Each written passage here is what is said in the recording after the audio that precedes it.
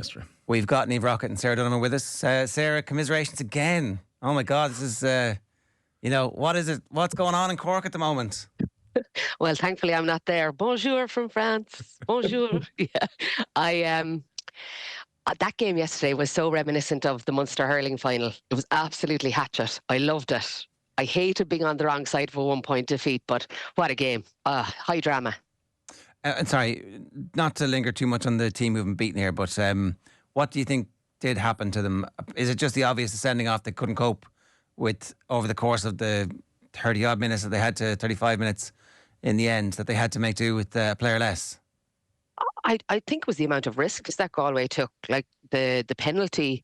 Aoife Donoghue taking that yellow card on 12 minutes, being willing to play that way, risking it all. She could have been sent off for that swipe. She wasn't. She got a yellow instead. Every time Cork looked to be in possession, there was 3-4 players swarming around Cork. They couldn't deal with the intensity. After half-time, massive credit to Cork to be 5 points down, to do what they did, to get back level on 60 minutes. But ultimately, Galway were the better team. And that's why I'm sitting here not disappointed so much, because the best teams have to win All-Irelands, and that's why Galway are with the cup this morning. Just in terms of the swarm, I stole this entirely from Ray Boyne's homework, but it is quite instructive how the game went. So tackles, hooks, blocks, kind of those factors that go beyond talent. It's just down to work rate. Galway 84, Cork 73. Crucially, Galway got 45 turnovers during the game, leads to 7 more shots than Cork had during the game as well, Sarah. Like, that is that kind of work rate, 3 players coming around, turning over the ball. That made such a massive difference over the course of 60 plus minutes. Yeah, I've worked with Ray with Dublin for a year, and we've worked on those stats in game. They are so crucial in terms of giving momentum to teams. And you say it, and Niamh obviously did a really good job last night on the Sunday game, I thought, breaking down the stats as well. It's such small margins in a game that was refereed so openly. Ger, I heard you talking a while ago about the referee possibly changing sides in the second half, trying to level things up. It was an incredibly open game, and I think it was the work rate and intensity brought Galway over the line. So that's why I can't be too focused on the referee and the mistakes that he made in game, because I think he made mistakes on both sides. Yeah, it certainly seemed to even itself out. Niamh, you played against both these sides this year. Is the best team going home with the cup today? Well, to be honest with you, going off yesterday's game, definitely yes. We played Galway in the last game in a round robin day. It was drawn up until the last, I think, 6 minutes, and then Galway pulled away. We lost a couple of our puckets and Galway pulled away. They're very, very good. They're strong. They're physical. They made that, and I feel like a tiny, tiny pitch. When we played them up there, they just crowded everyone now. It snuffed everyone now, and I think I said it before the game yesterday that Galway's best. I suppose best accolade is that their defence, and I think that's their launch pad. You have to earn everything so hard off from Roisin Black, Shauna Healy back this year, Rachel Hannafy, then they have Ciara Hickey, Emma Hellebert wasn't even starting, Siobhan Garner came on and played Mark Saoirse McCarthy. They were just super out throughout the pitch. Like, one of the stats as well was the 24 in the middle third, there was 24 turnovers from Galway as opposed to 12 from Cork, and they got 110 from turnovers. That's a huge momentum builder, and especially as Sarah alluded to there, both teams are quite cute at, I suppose, not conceding goals. I've been on the end of it a couple of times, where you're nearly you'd want to be hanging off the crossbar nearly when you're going through a goal. Pamela Mackey or Libby Coppinger or Roisin Black will have you hanging off that before you get a goal, so you really have to earn it. And we had a discussion ourselves, when you'd fancy any goalie. I said before Sarah Healy was standing on the goal, I said, I fancy her to stop it, to be honest with you, because it was such a good penalty to give away from Aoife, because it's so hard to score penalties. In our quarter-final, we missed a penalty. In the other quarter-final, Kilkenny missed a penalty. There's not a high conversion rate. I think players can't generate enough power. Maybe, I suppose, camogie players can't generate enough power. I don't know how you did it when there's 3 on the goals there, but I think it's even harder now for whatever reason. I think the standard of goalie has gone up, but to be fair to Galway, they just wanted it more. They were just everywhere, everybody, everything. And to be fair, we did it for maybe 30 minutes last time. They just did it for 60, 65 minutes. Another few minutes added on, they would have done it again. You know, after the Cathal goal, to go down, win the free, and then carried on and slot over. Like, just, it was Galway's day, to be fair. Niamh, I didn't think I would ask you about rule changes here, but, you know, as a forward, give me your perspective. Do we need a black card in Camogie? Because there could have been 2 black cards in the intermediate final as well. We'd pull downs in the senior final and jersey tugs as well. As a forward, would you like to see the black card? Well, there is a lot of cynical fouling. I don't mind cynical fouling once it's done on both sides. If our backs do it, it's okay, and if the other backs do it, I don't mind that. But some of the teams, especially with the bridge and the gap, I suppose, from senior to intermediate as well, like, some of the teams are quite cynical to get to that top. And, you know, I admire it, because we saw Roisin Quinn doing it in when Offaly were going through and goal and Grace Teen was going through and goal. You saw Aoife O'Donoghue do it. Like, you know, I've been on the receiving end of it, but I do think to make the spectacle better, and I suppose to get more goals in Camogie, you know, it would be something to quite look at. Like, the Galways, the Corks, the Kilkennys, they're all brilliant at it, to be fair to you, you know. And then we see how many goals Amy and, you know, Amy, Clodagh Finn, Katrina Mackey scored during the year, but they're probably against Clare's, Wexford's, do you know, that aren't as cynical, and that, do you know, that aren't as cute in that sense. So I think it would benefit, I suppose, the teams that are the weaker teams that are perceived, I suppose, to try bridge that gap, because, like, that's where the mountain scores and the 20 point deficits were brought up on, I suppose, in the round robin games that boosted Cork with the 100+ scores, I suppose. You know, they got goals that bit easier, I suppose, and then they're meeting tougher opposition then, where you're not going to get those. But yeah, the black card could be something to look at, to be fair. For all the talent and dedication and hard work and All-Ireland winning mentality that this Galway team have displayed, 3 All-Irelands in the last 5, 6, 7 years. So obviously clear talent coming through the club and underage system. None of that mattered. It was the Irish Examiner that won it for them yesterday, Sarah, apparently. I went back and had a look to make sure that I wasn't missing anything, and I saw the comments that would have worked Cathal Murray. There was a couple of late punches that Trace O'Callaghan pulled in terms of referencing Anne-Marie Starr. She referenced Roisin Black. She referenced Emma Hellebert. She referenced Cathal Murray and the mistakes he made last year in the All-Ireland final against Cork. Yeah, I suppose she left it on a plate for him. Do I think that was the reason that they won? No, but actually, Ailish O'Reilly made a great interview after the game, just talking about how they were written off during the week. Tip did the same in the hurling, lads. You know, Cork played champagne hurling, champagne camogie, and they've come away from Croke Park empty-handed twice. What I can expect next year is you won't be getting any champagne hurling. There'll be lots of yerrying and lots of player ratings or previews that won't be decimating opponents, certainly from the Cork Examiner.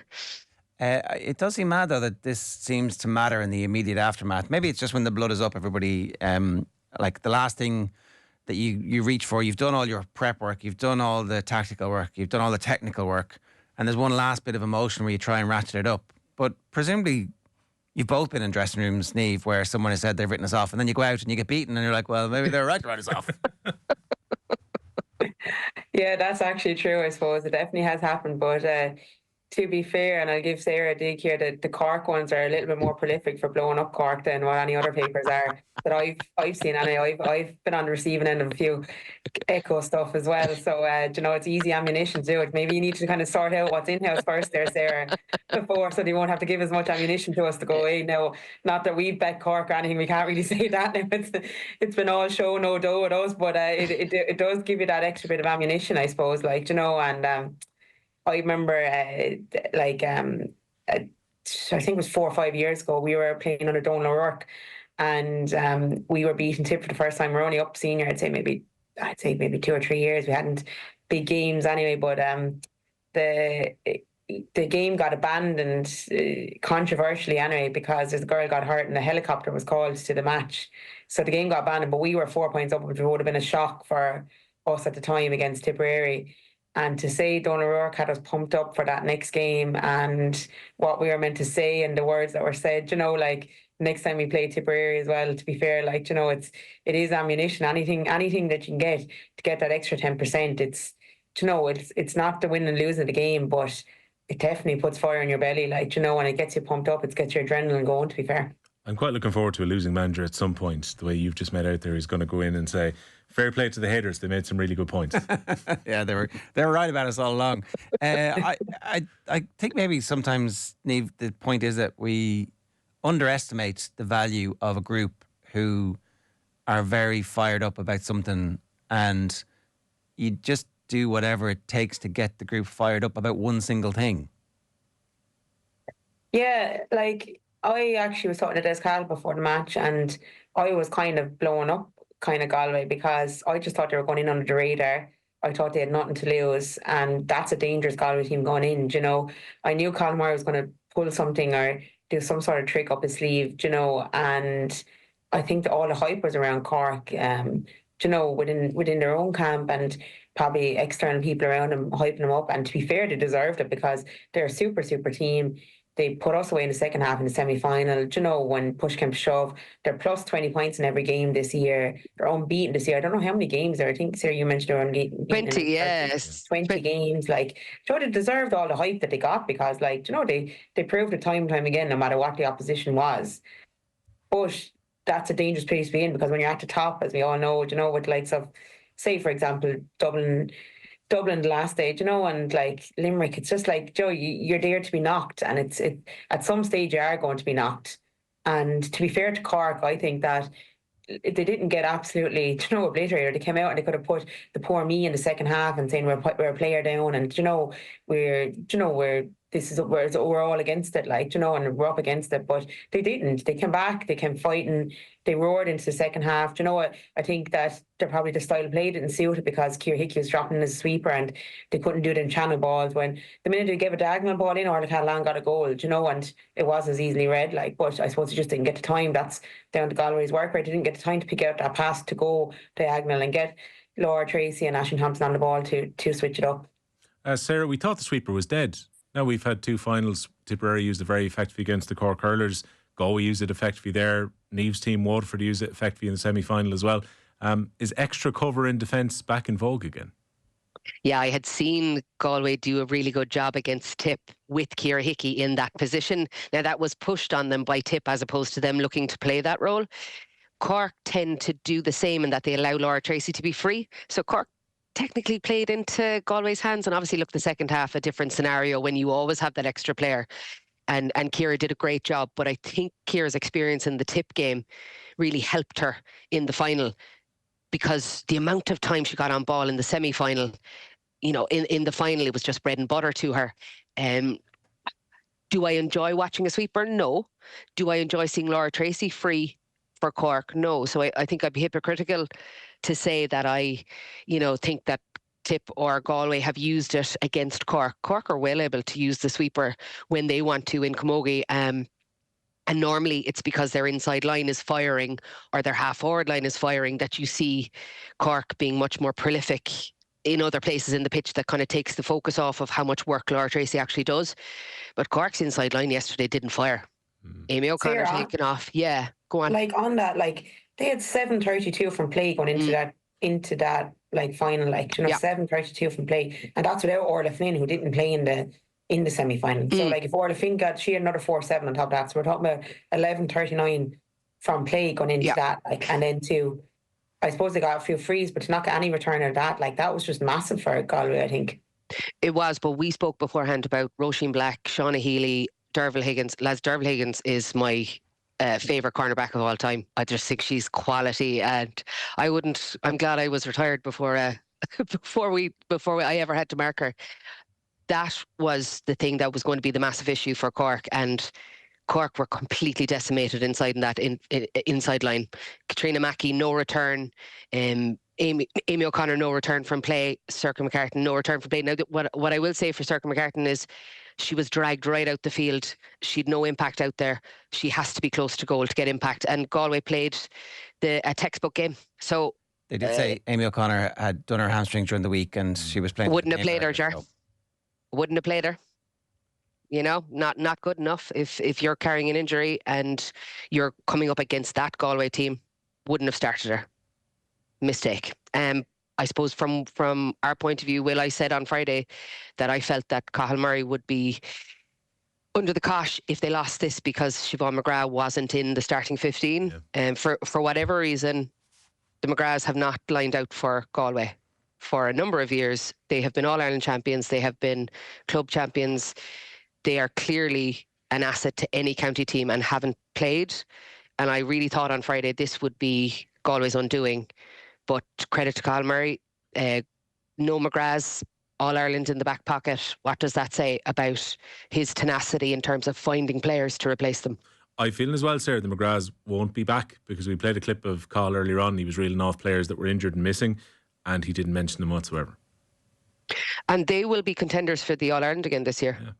Yeah. And this is something that's been avoided all year by everybody, and it would have been a talking point after the final. Niamh, trying to replace Siobhan McGrath, Orla McGrath, would be a talking point in any commentary around this final. But Cathal has shown that there is enough talent in Galway to win All Ireland against a prolific Cork team. Niamh, is it actually better for the sports on a wider scale that we don't have a 3-in-a-row team, or is it actually good sometimes when you do have a 3-in-a-row team that sets a new bar of excellence? What's your sense about that? Yeah, well, look, I always admired the Wexford team that won it a couple of years ago. I think that they're like the goats, like, they're like Kay Kelly or Sir Jacob, all these players that like I looked up to, like when I suppose for me as a Waterford Camogie player where Waterford wasn't as strong, I was seeing the hype around. Camogie was more out there, I suppose, for me because I was seeing these 3 in a row and I was, I suppose, made aware of it, even though I wasn't from that county, and I just looked up to them, which was massive for me, which I think is great for Camogie. And it's great that there's so much talk because there's 3 in a row and there was a lot of talk about it. It brought more attention to Camogie and more people were probably kind of tuning in to see what had happened, and I suppose with the hurling as well what had happened. But I do think it's better for Camogie in general that there is probably a spread of people that can win it and that can get to those finals and like really, really perform, because it's not, I think a lot of teams go out and they probably fear like playing Cork as opposed to other teams. So they probably fear like what could they do to us, what are their full forward line going to do to us, what, they're so well trained, they're really, really fit, like, and it's made a fear from the other teams that are trying to bridge the gap. Like we're talking about how we're going to bridge the gap, and there's teams that are getting hammerings and there's only a couple of teams that are up the top. Like, we like to get more people like I'm going to play in the All-Ireland champions next week and I'm going to be within 3 or 4 or 5 points. It's not like I'm going to play the All-Ireland runners up that Cork bet by 5 points. Like, that's not really good for Camogie anyway, and that'd be my opinion on it. Like going into league now next year, and like I was just even looking at league, like, so for example, like Antrim are in intermediate. Offaly bet Antrim twice this year, who Antrim won the 1B and are up in 1A next year, and Offaly won the 2A, but yet they bet Antrim twice. Like that's a phenomenal statistic. Like, that's only motivation for them, I suppose, going into their intermediate championship and going into the final. Like, we're beating these top tier teams. We're in with a chance. We're up where we belong. Just on the wider point about Camogie, I was listening to Hayley Ryan, the Cork player who's played senior and intermediate, was on with Owen on Friday, and she was making the point that a lot has been lost by the second teams being removed from the championship this year. I actually totally disagree with it. I haven't worked on the 2 other finals yesterday, because last year Cork and Kilkenny's second teams get to the intermediate final, so therefore we weren't bringing a team up. Who cares? Yeah. You see the scenes of what happened last night. Offaly, this like massive homecoming in Burr last night, huge energy with a young team having won a title, which they possibly wouldn't have done because they were beaten by Cork's second team last season. And I appreciate that it probably makes it difficult for more players to get exposure in those stronger counties, but that's what the under-23 really needs to be for. And I think you're damaging it for the other teams if they don't get a chance to go up. And similarly, Laois, who won the Premier Junior, were beaten by Tipperary's second team last year in the Premier Junior. And if we're going to bring more teams up to the standard, I don't think it really benefits them to have second teams winning these competitions. The other thing on that, Will, is you had spoken to me last week about the timing of the final and the 5:15 and how late it was. Now, because the game was obviously such an epic, it doesn't really matter today what time the game was played at. It could have been played at 6:30, or it was a phenomenal game. Everyone was tuned in. I had said, Ger, on Friday that the under-23 game could be used as the precursor to the senior game. And Will had made the point, I think it was on Monday, maybe that if a Cork team or a Galway team was in the under-23, it would impact the senior set up, but my, I suppose, argument or counter argument to that is the ultimate goal here is to be a senior player. Yeah. If you're in the senior team, job done. You don't need the under 23. Allow the under 23 to be for other players who are looking to bridge the gap to senior. So it's a competition to bridge the gap. It's not a competition to win a medal in. Is my take on that. So I think, and Niamh, I don't know if you agree. If you're an under 23 player and you're after making the senior team, isn't that the ultimate goal here? You don't need an under 23 medal to be stapled onto your senior credentials. Is that not a paramount what like Orla Mullins did? You know, she came on against Clare in the last round for, obviously Manley saw something in her, you know, from the under 23 championship. She came on the last round against Clare, came on against us and scored 1-2. You know, come on, I know she didn't score yesterday, but come on, got on a bit of ball, like, and she's after establishing herself now, getting some championship time, and I suppose she'll be someone that they'll be looking into again next year, you know, and I do agree, to be fair, like, I think that it just makes it a monopoly for the stronger counties. Like, most of these counties, right, are training by the same management, so they're getting a higher standard of management. Just me coming from a junior intermediate, and then we eventually got up to senior standard. So they're coming from a Cork and will be coming from like either a similar manager. Cathal was over the under 23, say for Galway. They have a higher standard management, which was brilliant to see. But like when the intermediate and senior is run by the same management, like I just think that it's nearly an unfair advantage, because the likes of maybe Offaly, the likes of Laois, the likes of Armagh are trying to keep their head above water, trying to get a bit of sponsorship in. You know, that it's not the same level playing field for everyone. It depends who can get the most sponsorship in, who can get the most money in, and then if you're a bigger county, you're going to get that bit more. And you know, you're never going to develop the weaker counties then if that's not the case, in my opinion. Anyway, I think it's all comes down to fun, and it comes down to who can get the most money in. And then if you're a stronger county, you're going to get more settled, you're going to get better coaches, you're going to get better trainers, you're going to get better standards. Whereas now, when Offaly, say, have won the All-Ireland and Laois won the All-Ireland, there's more people are talking about them, they'll get more sponsorship, and they can hopefully bridge the gap to go up a bit higher again. Sarah, on the point about the weekend of Camogie as opposed to it being a triple header on one day, is this like something that gets sorted by integration, where actually you don't have to, it's your stadium, Croke Park, you don't have to pay for it twice? It's actually, I don't even know if the Camogie Association gets free use of Croke Park. Is it a limited amount? If they were to go and ask for a second day, would it be automatic that they could have it? All that stuff, does that just get ironed out with integration? So I had a look at the accounts for the Camogie Association last year. I think they were 2 million in profit last year. It's not about making money. It's about using money to promote the game. And if you have to pay for it twice over a Saturday and a Sunday, pay for it. Equally, pay for proper PR. You know, my understanding is that we have archive footage that could be monetized and used in TikTok and Instagram and Facebook and all of these things to make money for the Camogie Association. We never see the best of the Camogie Association or the players or the best players who are involved in the game on a weekly basis, the way the GA monetizes their players. The Camogie has money. Use it, spend it. If it takes a few years to build, this dynasty or this interest to get past 30,000 in Croke Park. There was 28,000 people in Croke Park yesterday. It's a nice number for a Sunday final. It would look incredibly well in another venue. Obviously, that's obviously been sold out. But in Croke Park, I think the noise was off the charts yesterday. Niamh, you'll probably back that up. To come full circle, the Camogie has the money to have a weekend spectacle. 2 games on Saturday, 2 and 4 o'clock. 2 games Sunday, 2 and 4 o'clock. It's a no-brainer for me. Spend the money. And it was a wild year, all told, all the way back to the Scorts controversy to an epic final. What are your thoughts on it now, and picking up on what Sarah just said there? I thought I had escaped the weekend, Jerry, without talking about the Scorts v Shorts thing again, but here we are on the last hurdle and we're talking about it again. Yeah, look, it was actually, I just noticed as well, a lot of the northern teams, to be fair, the likes of Armagh, and I've seen Antrim during the year as well, wearing the Scorts, and you see Sark McCartan wearing the Scorts as well, and then a lot of like the Laois, Offaly's, Corks are all wearing the shorts as well. Look, to be honest with you, like we got what we wanted in the end.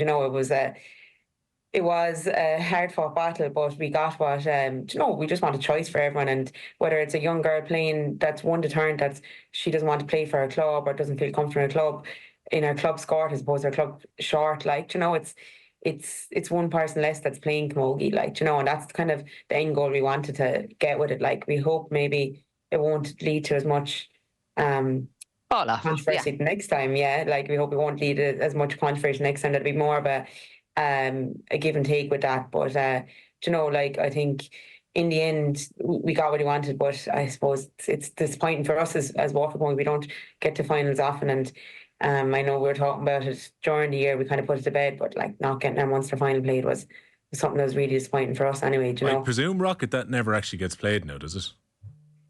No, that's gone now. We're into tearing strips off each other in club at the moment now, so I don't think us lining out in a Waterford jersey together, and you know, it would be a good sight for us at the moment. But no, I think that's just kind of brushed under the carpet thing, which is again disappointing, because you'd like to just have someone come out and say, look, it's not going to be played, and you know, we'll do it better the next time. But look, like, I'm delighted anyway playing in the skirts. As I said already, shorts, sorry. As I said already, I said it'll only be used as kind of nearly a Halloween outfit for me now. For like, remember when I used to play in those skirts before? That's as much as I'll use the skirts now, and I know that the girls in the Waterford camogie team are similar as well. Sorry, I see loads of people, where was everybody who was complaining at the time? Where were they when the game was on? But actually, that's a very 1 + 1 = 11 argument. What's happened is that a movement of new leaders has emerged from the teams, from the players, who will become very important characters. And we're talking to one of them here this morning, over the next 5-10 years, and are now thrust into leadership positions. And that's ultimately what has happened here. When you zoom out from the micro issue to the macro, there's not going to be a direct correlation between people paying attention to a story and attendances. It's not as simple as that, because if it was as simple as that, every sports organisation would just generate controversy on purpose to attract bums on seats. But actually, my larger point here is that we have seen a very powerful group of people emerge who have the sport at the centre of their existence, and that is only to the benefit of the sport in the medium term. I am incredibly proud of what the girls did this summer. I know you had other players of my generation saying they didn't know that the skort was an issue for them, or it was never an issue for them. But as you said, this is a bigger issue. It was about a rule that was in place and had been protested since the 60s by lots of camogie players who relentlessly tried to get it changed, and they were up against a brick wall. This year, the girls stood firm. They sacrificed an opportunity to play in a Munster final. Aisling Maher, who is doing an incredible job with the GPA, took a massive stance with Dublin against Kilkenny in the Leinster Championship. For the month that it raged on in the media, the girls put themselves under massive pressure, took a lot of stick. I didn't get as many friendly smiles in the press box a couple of weeks ago when I went to cover the semi-finals. I definitely lost a couple of allies in the Camogie Association, or certainly people that I thought we were on better terms than that. But it's no love lost. I genuinely think that what the girls have done this year is seismic, and it's for the better. I think a couple of other things to be solved before we start to see the momentum, but the way Galway won that game yesterday, the high drama, I think it's probably earned more fans. It's earned more fans yesterday, and we're not looking to guilt people into attending All-Ireland finals. We want people to enjoy the spectacle. Katie Taylor puts on the best shows, and I think Cork and Galway put on a massive show yesterday, and that will speak to the support that both teams and the association will get next year. Yeah, for ages we complained about physicality not being allowed to take place in camogie. Now we've had 2 or 3 of the last finals where it's been a little bit looser on the refereeing side, but we've been able to see turnovers, been able to see all this stuff happen. And yesterday was a real niggle about the second half of that final as well. It was an intriguing contest. People are talking about the red card. People are talking about all these incidents. And that's where I think the megaphone diplomacy of the idea, and I genuinely think that Brian Malloy's come from a good place as camogie president here, but coming out and saying, if you're a Cork hurling supporter, you need to go to this final, that's not going to work. But the story also has to carry beyond just the All-Ireland final itself. The problem is a lot of people tune in, watch the game on telly yesterday, and then they won't think about camogie till this time next year when RTÉ are showing the semi-final. Yeah. You need to find a way of keeping the interest up. That's where the social media promotion and sticking the skills on TikTok. Yeah, but sure, Niamh Rockett has a highlights reel over the last 3 years that is absolutely exceptional. And I'm not saying this because you're sitting in front of me, Niamh. She has scored some of the most ridiculous goals I've seen in the championship. the Camogie Association are sitting on it. It's sitting on a drive in their offices. There is nobody in a pivotal position in the Camogie Association who wants to promote people like Niamh. Players have left the game who have never known how good they've been.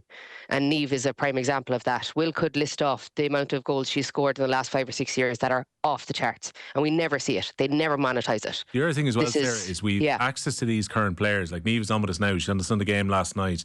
There was a string of current players who were contributing in various different places over the last week or 2 weeks. You'll get access to those players that you don't get with the men's sports. Again, this is an access point that's available to the media that's not available in men's sports right now. Agreed. Maureen Evanston, another example, she gave some great insights before Tip and Galway about living with Brian McGrath. Is she living with Brian McGrath and John McGrath? That kind of honesty and that kind of crack that the girls are bringing to their PR is something that the Camogie Association are nearly afraid of. And this is another thing that I have a bugbear with. I genuinely think it's ripe for picking, and it just needs a bit of foresight and a bit of bravery on the part of the association itself to allow the girls to flourish. Niamh, on that point, do you ever have any regrets or concerns or second thoughts about doing media work, that it might be used against you if you have a bad performance, for example? Yeah, I suppose that is a big thing in it, because like I don't want to be going on to, say for example, Sunday game yesterday and giving out about Cork's full forward line and what they've scored compared to our full forward line. Like it's pot kettle black in that sense. Like, I'm only on to, I suppose, analyse the game and like see it as it was for that game. Like I love Camogie. I'd get on. I wished all the Cork girls best luck in the final. I'd be loving a good spectacle of Camogie. I'd be friendly enough with some of the Galway girls as well, like Aoife O'Donoghue, and even Denise Gall sent me a Snapchat. She was over in Australia, and she said, Jesus, didn't think I'd be hearing a Waterford accent on the RT yesterday, like, and she was laughing away at it, like, but it does give ammunition to people, I suppose, to come at you. You have to kind of be able to leave it in one ear and out the other. And in some cases, like, people think that you're too big for your own boots, and, that, who's this one to be talking when, I could go out and have a howler the next day, but... or score 111 in an All-Ireland quarter-final in Croke Park and get player of the match. I don't think there's any fear you need.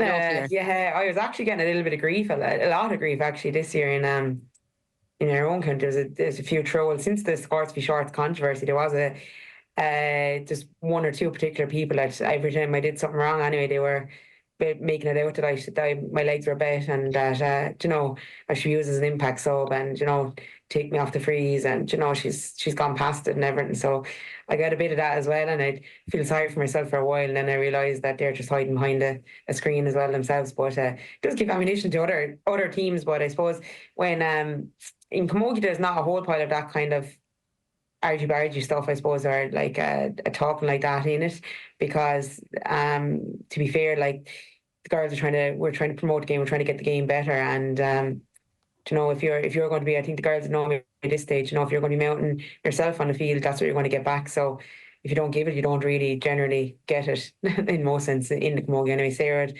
testify to that. Just on there's plenty of girls on our team now that are well able to give it, and there's plenty of girls that are well able to take it as well, I suppose. Just thinking on the social media point, right? So there's 3 clips, and again, this is probably part of my algorithm, what I see and so on at the weekend. 3 of them absolutely exploded, which is David Clifford scored, I think it was 1-7. I hope I'm not serving him short here. An intermediate game for Fossa at the weekend.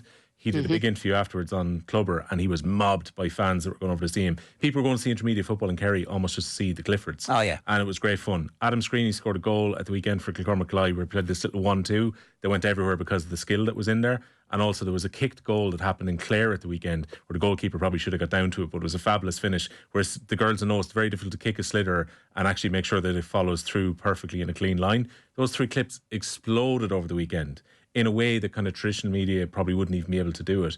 And for whatever reason, the GA themselves kind of almost resist going down the TikTok line and the Instagram line. They have improved on a little bit, and definitely Camogie and Ladies Football. It's like such an on-tap resource where people will see this that aren't necessarily sitting down to watch 60 minutes of a game.